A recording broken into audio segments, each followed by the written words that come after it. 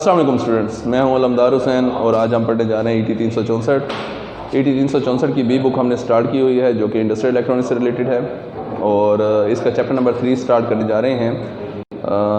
जैसा कि मैंने बताया था पिछले लेक्चर में कि चैप्टर नंबर 3 जो है वो शॉर्ट सिलेबस की वजह से कट है बोर्ड की तरफ से, तो एग्ज़ाम्स में तो बहरहाल इससे सवाल नहीं आएगा, लेकिन चूँकि ये चौथे चैप्टर की बेस है, चौथे चैप्टर में ये सर्किट्स इस्तेमाल हो रहे हैं, जब तक ये समझ नहीं आएंगे तो चौथा चैप्टर समझ नहीं आएगा, तो इसीलिए बेस के तौर पर हम इसको स्टडी कर रहे हैं। और वैसे भी इंडस्ट्री में जब आप जाएंगे तो इस सर्किट से आपका वास्ता तो पड़ेगा, तो आपको बहरहाल ये आना चाहिए, ठीक है।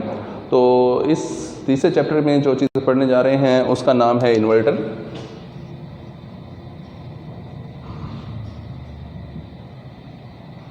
कन्वर्टर के उलट को इन्वर्टर कहते हैं। जैसा कि हमने दूसरे चैप्टर में पढ़ा, कन्वर्टर एक ऐसा सर्किट होता है जो एसी को डीसी में तब्दील करता है, तो बिल्कुल उसके उलट इन्वर्टर एक ऐसा सर्किट होता है जो डीसी को एसी में तब्दील करता है। तो इसकी तारीफ भी हम यही कर सकते हैं कि ये एक ऐसा सर्किट होता है जो डीसी इनपुट को एसी आउटपुट में तब्दील करता है, ठीक है। यूपीएस जो होता है वो हमारा इन्हीं तीन चीज़ों का मजमुआ होता है, converter plus battery plus inverter. क्योंकि हम एसी को कभी भी स्टोर नहीं कर सकते, स्टोर करने के लिए हमें चाहिए होती है डीसी। तो सबसे पहले जो वापडा की तरफ से एसी आ रही है उसे डीसी में कन्वर्ट करने के लिए हम कन्वर्टर सर्किट लगाते हैं, एसी को डीसी में कन्वर्ट करते हैं, फिर उस डीसी को हम स्टोर कर लेते हैं बैटरी के अंदर। जब उस स्टोर शुदा डीसी को यूज़ करना चाहते हैं, जब लाइट चली जाती है, तो चूंकि हमारा लोड पूरा डिज़ाइन हो चुका है एसी के लिहाज से, तो हमें एसी चाहिए होती है, तो वहाँ पर हमें एक ऐसे सर्किट की ज़रूरत होती है जो उस स्टोर शुदा डीसी को वापस एसी में तब्दील करे, तो वहाँ पर हम इन्वर्टर को इस्तेमाल करते हैं। तो इन्वर्टर एक ऐसा सर्किट होता है जो डीसी को एसी में तब्दील करता है। इन्वर्टर को दो इकसाम में तकसीम करते हैं। Number 1 single phase inverter, number 2 3 phase inverter. जैसा कि नाम से ज़ाहिर है, सिंगल फेज़ इन्वर्टर ऐसा सर्किट होता है जो डीसी इनपुट को सिंगल फेज़ आउटपुट एसी में तब्दील करता है, और 3 फेज़ इन्वर्टर एक ऐसा सर्किट होता है जो डीसी इनपुट को 3 फेज़ एसी आउटपुट में तब्दील करता है, ठीक है। डीसी का तो कोई फेज़ नहीं होता, इनपुट में आप जब डीसी मेंशन करेंगे उसका कोई फेज़ नहीं होता, जबकि आउटपुट पर जो एसी लेते हैं वहाँ पर उसमें हम सिंगल फेज़ भी बना सकते हैं और 3 फेज़ भी बना सकते हैं। अब 3 फेज़ इन्वर्टर की वर्किंग के लिहाज से फिर इसकी मज़ीद दो इकसाम होती हैं। नंबर 1 180 डिग्री मोड, क्योंकि पहले मैं इसको एक्सप्लेन करूंगा तो इसलिए मैंने इसे पहले लिखा है, और 120 डिग्री मोड। 180 डिग्री मोड और 120 डिग्री मोड, इनमें क्या फ़र्क होता है, जब इनको डिटेल के साथ पढ़ते हैं तो फिर उस वक्त मैं इंशाल्लाह एक्सप्लेन करता हूँ। ये अब इस चैप्टर में वैसे बेसिकली हमने ये तीनों टॉपिक्स ही पढ़ने हैं। ये छोटा सा चैप्टर है और उम्मीद है आज ही ख़त्म हो जाएगा, या शायद एक आध टॉपिक रह जाए, ठीक है। शुरू करते हैं। सबसे पहली किस्म इसकी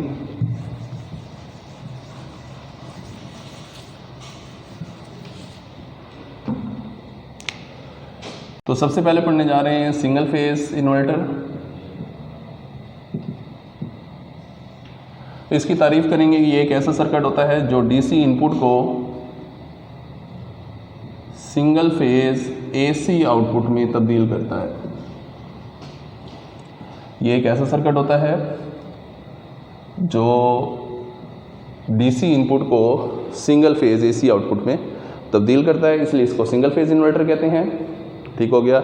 जिस तरह इसकी वर्किंग बिल्कुल उलट है कन्वर्टर के, बिल्कुल इसी तरह इसकी बनावट भी बिल्कुल उलट होती है कन्वर्टर के।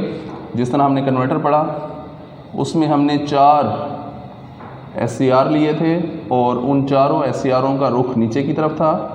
तो सबसे पहली तब्दीली तो हमने ये करनी है कि इनमें वही 4 SCR लगाएंगे, लेकिन उनकी डायरेक्शन उलट कर देंगे और इन चारों का रुख ऊपर की तरफ है। उसके बाद इसके ऊपर वाले टर्मिनल्स और नीचे वाले टर्मिनल शॉर्ट करके हमने यहाँ से आउटपुट ली थी और लोड लगाते थे, जबकि अब यहीं पर हम इनपुट देंगे।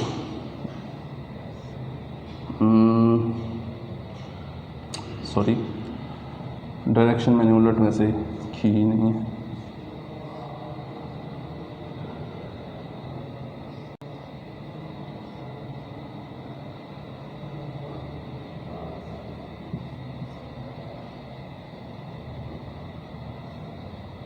तो ये उस कन्वर्टर के उलट हो गया।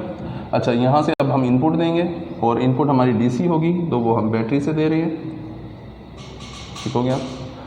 इसके दरमियान वाले टर्मिनल्स पर हमने इनपुट दी थी लास्ट टाइम, अब यहीं से आउटपुट लेंगे और लोड लगा देंगे। अब एसी की सूरत में जो लोड है हमारा वो मिक्स होता है, रेजिस्टिव भी होता है, इंडक्टिव भी होता है, इसलिए हम यहाँ पर कोई उसकी कौन सी किस्म है वो शो नहीं करेंगे, बस जस्ट उसको ब्लॉक डायग्राम में हमने उसको लोड शो कर दिया है। अच्छा, अब हमारे पास रेजिस्टिव लोड की सूरत में तो नेगेटिव स्पाइक्स नहीं बनती थी वोल्टेज की, जबकि इंडक्टिव लोड की सूरत में हमें मालूम है कि वोल्टेज की नेगेटिव स्पाइक्स बन जाती हैं, जिनको ख़त्म करने के लिए हमने कन्वर्टर में फ्री व्हील डायोड लगाया था। तो यहाँ पर भी चूँकि मैंने अभी कहा कि हमारा लोड मिक्स होगा, रेजिस्टिव लोड भी होगा और इंडक्टिव लोड भी होगा, तो यहाँ पर भी वही मसला हमें दरपेश होगा, यानी नेगेटिव स्पाइक्स वाला। तो उनको ख़त्म करने के लिए यहाँ पर भी हमें फ्री व्हील डायोड रिक्वायर्ड होंगे। लेकिन जिस तरह मैंने बताया कि ये बिल्कुल उसके उलट है, उसमें हमने वो फ्री व्हील डायोड लोड के पैरेलल में लगाया था, तो यहाँ पर हम वो फ्री व्हील डायोड हर एक SCR के पैरेलल में लगाएंगे। तो हर एक SCR के पैरेलल में एक एक हमने एक्स्ट्रा डायोड लगा देना है। ये फ्री व्हील डायोड के तौर पर काम करेगा। ठीक हो गया। इसको हम नाम देते हैं T1 का, इसे T1 डैश का, इसे T2 का और इसे T2 डैश का। अपनी मर्ज़ी से आप इनको T1, T2, T3, T4 भी दे सकते हैं, तो इसमें कोई वो हर्ज नहीं है। ठीक हो गया। तो ये हमारे पास बन गया सिंगल फेज़ इन्वर्टर। उसकी सर्किट डायग्राम बन गए। अब इसकी वेव डायग्राम बनाने जा रहे हैं। तो जैसा कि हमें मालूम है, इसकी इनपुट पर हम डीसी दे रहे हैं, तो यहाँ पर हम डीसी शो करेंगे और यहाँ पर हम आउटपुट ले लेते हैं। अच्छा, वर्किंग सीखने के लिए हम इस डीसी को अपनी मर्ज़ी से अंदाज़न छोटे छोटे वक्फों में डिवाइड कर देते हैं, जितनी हमारे पास स्पेस है। हर एक खाना हम 60 डिग्री का ले लेंगे। ये सिर्फ हमारी अपनी पहचान के लिए है, समझने के लिए है।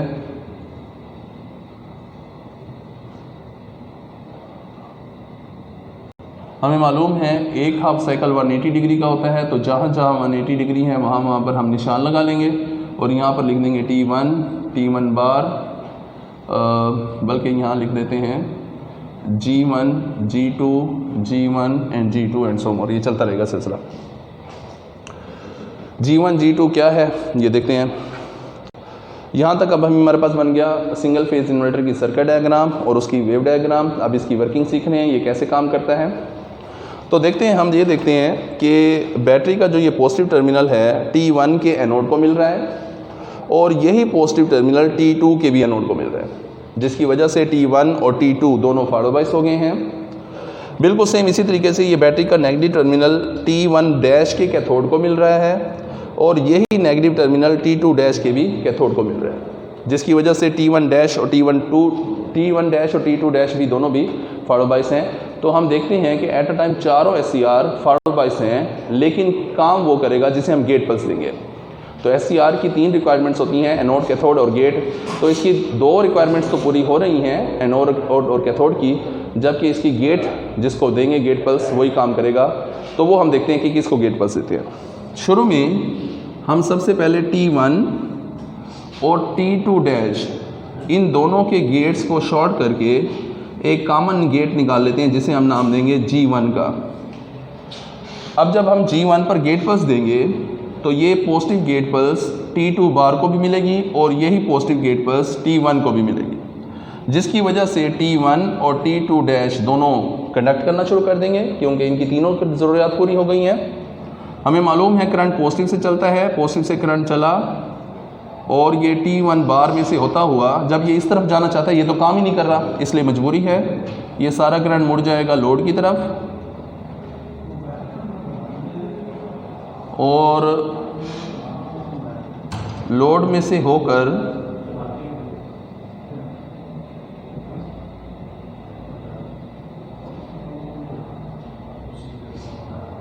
बैटरी के नेगेटिव टर्मिनल पर सर्किट मुकम्मल। अच्छा, ये यहाँ पर देखें, ये यहाँ से ऊपर से गुजर रही है तार, यहाँ पर जंक्शन नहीं है, इट्स मीन्स ये जुड़ी हुई नहीं है। यहाँ पर भी ठीक है, यहाँ पर भी तो इस तरीके से ये सिर्फ इस तार में से जा रहे हैं, यहाँ पर शॉर्ट सर्किट नहीं है। ओके हो गया। अब ये हमारा करंट हम देखते हैं लोड में से नीचे से ऊपर की तरफ चलता है। तो हमने देखा कि जब हम G1 पर गेट पल्स देते हैं तो लोड में से करंट की सीमा थी नीचे से ऊपर की तरफ। तो G1 के टाइम जब हमें आउटपुट मिलेगी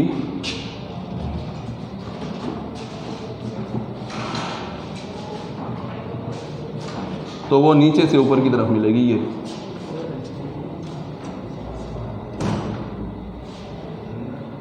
ठीक हो गया। अच्छा, तो ये हमारे पास आउटपुट हासिल हो गई। अगले ही लम्हे हम T2 और T1 डैश इन दोनों के गेट्स को शॉर्ट करके एक कॉमन गेट निकालते हैं और इसे G2 का नाम देते हैं। अब जब हम G2 पर गेट पल्स देंगे तो ये गेट पल्स T1 बार को मिलेगी और यही गेट पल्स T2 को मिलेगी। इसका मतलब है अब ये दो SCR कनेक्ट करेंगे और ये दो SCR कनेक्ट नहीं कर रहे, लिहाजा ये करंट इस तरफ नहीं आएगा। ठीक हो गया। बल्कि अब ये करंट चला जाएगा T2 की तरफ और T2 में से होकर ये करंट चला जाएगा लोड की तरफ।